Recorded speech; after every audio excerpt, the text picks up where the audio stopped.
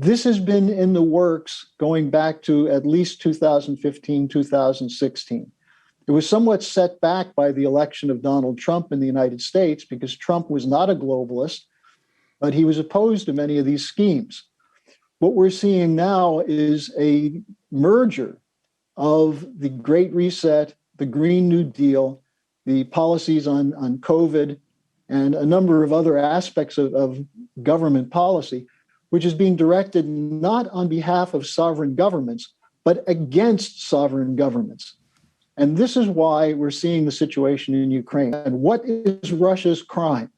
Putin has asked for 20 years for security guarantees for Russia.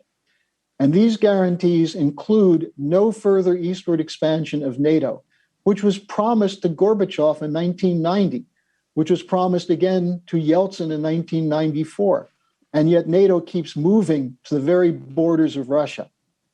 Now they're talking about, as Zelensky, the president of Ukraine, did at the Munich Security Conference, that Ukraine has a right to develop nuclear weapons. And for Putin, Russia's security is directly threatened by two aspects of the Ukraine situation.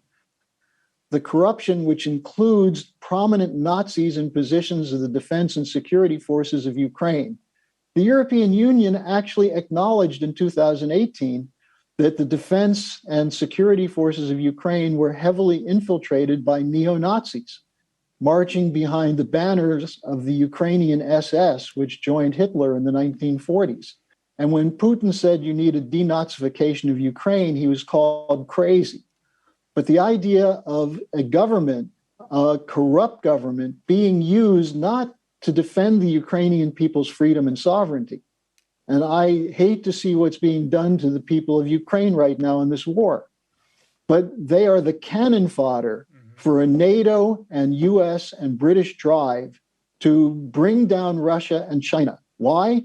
Because they're the two leading powers in the world that oppose giving up sovereignty to this Green New Deal and the Great Reset.